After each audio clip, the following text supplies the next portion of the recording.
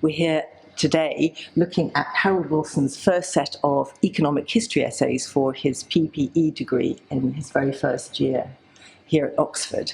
So the essay book dates from 1933, and it contains 8 of his first year essays on the subject of economic history. And the PPE degree in Oxford at this point is about 13 years old, so it's introduced in the immediate aftermath of the First World War as a way of trying to modernise what Oxford undergraduates are doing, and it's exceptional because it combines more than one subject. So in that sense, its kind of genealogy goes back to greats in the 19th century. But Wilson's part of a cohort of students who are really, in a way, doing what seemed to be quite a radical new degree, and interestingly has quite a lot of women studying it in the women's hall, so of course not at Jesus at that point. So we both enjoyed reading the essays. I don't know what your impression of them was, Richard. Well, I mean, the area covered goes through as far as 1900, to reiterate what Patricia just said, because I guess, again, being almost contemporary, not contemporary, but almost contemporary, and Harold Wilson records his reading for all these essays rather sweetly under the title Authorities, not bibliography as one might be inclined to say now, I suppose. And he does read some contemporary people who are having views on broader things than, apart from the specific topics of, I don't know, the Corn Laws or something or other that he's meant to be writing about.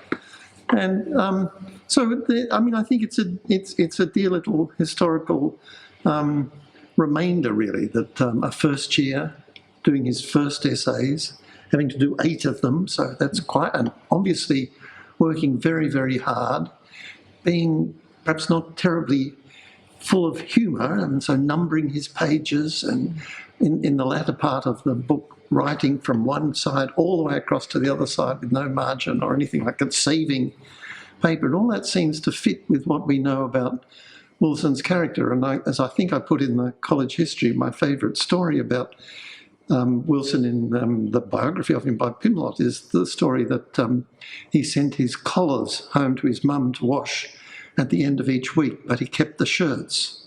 And so I guess he got through his term without ever washing a shirt, but he did have a few clean collars. And so it's this boy who records the hours that he does of reading and work each week, and is very serious, I guess. And the essays read as though they're serious efforts to understand the subject. I mean, it's a sort of mark of the degree at that point, and really the way that politics was understood, that the kind of reference points in a subject, even like economics, which we would associate with being statistical and numerate and theoretical, actually is rooted in history. An awful lot of the PPE degree really is historical. It's social history, it's economic history, and it's philosophy mostly read through historical texts. So it is actually much more like an economic and social history degree that you would do in the 1970s and 80s than a political science degree in the way that we would think about it.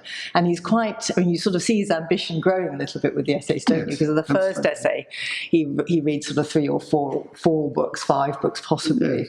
But then by the end, the bibliography is pretty packed with, I think, about 14 by the time he's something like that. And that's certainly not much sign of him reading revolutionary tracts of one persuasion or another. I mean, 1933 is 1933. Hitler's in his first year in power. There are difficulties in the Soviet Union. There are difficulties in the United States. Roosevelt is just coming into office.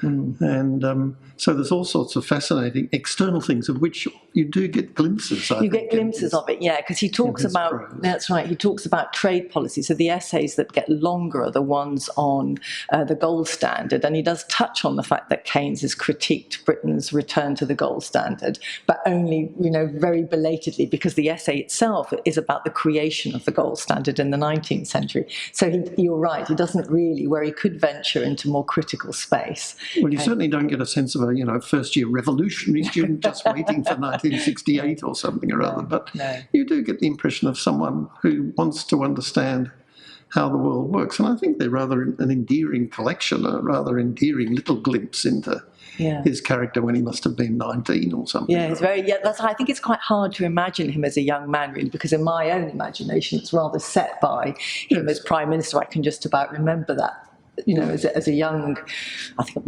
girl really, and so it's kind of as an older man, and that's the second part of his sort of deep connection to the college. But him as a 19-year-old is quite difficult, an 18-year-old to sort of see, and you do, as you say, you do get a sense of that, and really also the fact he's reading with and studying with GDH Cole, so a kind of group of people who are interested in explaining economics to ordinary people, so the kind of workers' education movement. So it connects him to a socialist tradition here in Oxford that's not radical, it's very middle of the road.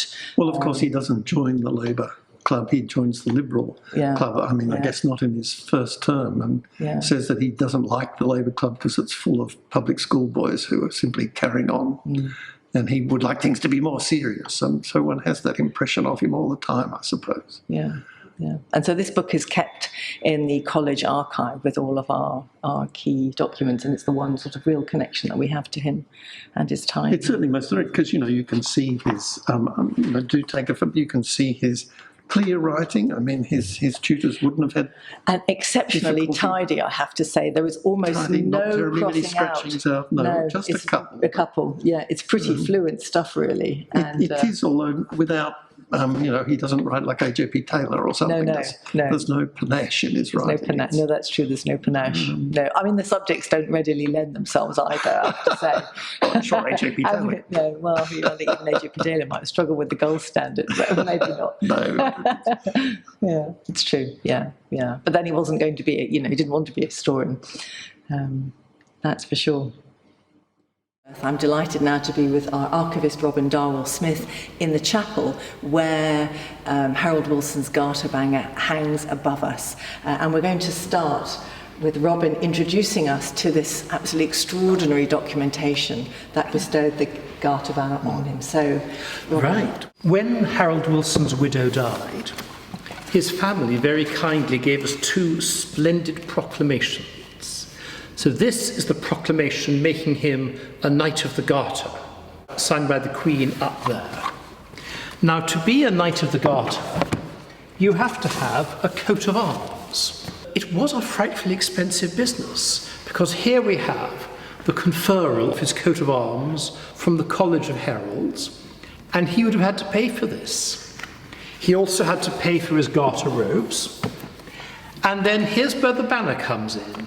Because in St George's Chapel, Windsor, a banner hangs above the seat of each Knight of the Garter. And when that knight dies, they don't need the banner anymore. And in fact, it was when Harold Wilson died in 1995 that his family gave us the banner to hang in the chapel, and here it remains to this day. Now, obligingly, I have a little in the archives, a little cheat sheet, which gives me the exact description in heraldic terms of what the coat of arms is all about. And it is, I quote, "Argent, an ancient ship proper, on the chief gules a stag's head caboshed oar, between two water bougits argent." And they also explained why they chose these things. The ancient ship refers to the Board of Trade, for Wilson was president of the Board of Trade. The stag's head comes from the device of one of his old schools, and the water bougits come from the arms of Rievaulx Abbey. And Wilson was very attached to Rievaulx, and when he became a peer, he became Lord Wilson of Rievaulx. But bouget, a water bougit, is also pronounced budget, as in budgets. Budget. So there is a great deal of sort of heraldic gaming about this, that they try to find a bit of punning, little sort of trying to find something to connect the coat of arms to its holder. And the coat of arms on this very splendid document with the big gold seals looks a little bit, it's more complex, isn't it? Yes. I mean, if you pick this one up again, you will see we have the coat of arms, then we have a crest up here, and we have two supporters here, and we've just got a version of the coat of arms on the banner. Yeah, I see. So that also signifies the kind of heraldic nature of the banner. Robin, I can't help but ask you, these are both enormous bits of documentation, and especially the proclamation from the Queen, because is it a wax seal at the bottom is absolutely enormous. So yes. if you're given one of these things, where do you store it in your house? Where did Wilson's family put it? Well, the coat of arms was all nicely rolled up in a little blue box. But we tend to feel that keeping things rolled up is not a very good idea, because you keep unrolling, rolling, and it's not very good for the parchment. But the Goth proclamation was just folded into four. And what you see here, when they were presented to the college, I arranged with our conservation team to have them properly flattened and stored, so that we could always bring them out at an appropriate moment, because they are very splendid documents. And they do really represent the huge distance travelled by Harold Wilson from those rather sort of slightly stiff undergraduate essays. And here he is now, at the very top of the tree. No, that's right, with the banner, Yes. the banner hanging in St George's Chapel in Windsor. But there's still something a little bit kind of the common man, the connection, because that's where most of us would keep the documentation. Is Yeah. we'd keep it folded up in an envelope, Yes. because that's the safest place for it to be until you're fortunate enough to have a good archivist and an archive to look after it for you. Well, I mean, I have to say they are among the most exciting recent donations to our archive, and we're very grateful to the Wilson family for giving them to us. Yeah, beautiful. Now, I was just thinking here that, of course, here we see the end of Wilson's life, and with all his honours and everything. And I was thinking, now it's, gosh, almost 40 years, 50 years since he retired as Prime Minister. How does his position stand now, do you think? Well, I think his stock has risen recently for a couple of reasons. First, of course, he's the Prime Minister that kept Britain out of the Vietnam War.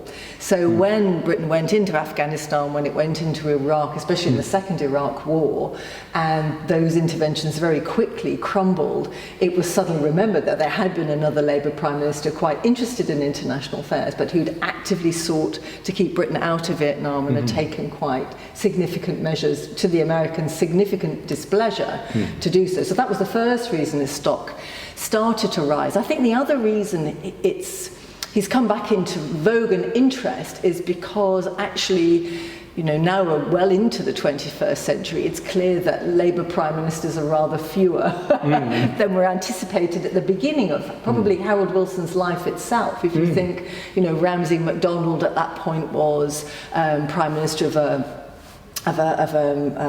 kind of coalition government. So coalition governments came back, but actually there were fewer of them, but also that the sort of turbulent era that Wilson had to govern in, I think people are also more sympathetic to now than they were possibly in the 80s and 90s, where the world was rather more optimistic and seemed to be always on an ever expanding trend, you know, economically, but also strategically with the end of the Cold War. Now we've lived in 2 decades really of persistent turbulence, with prime ministers having to negotiate global problems.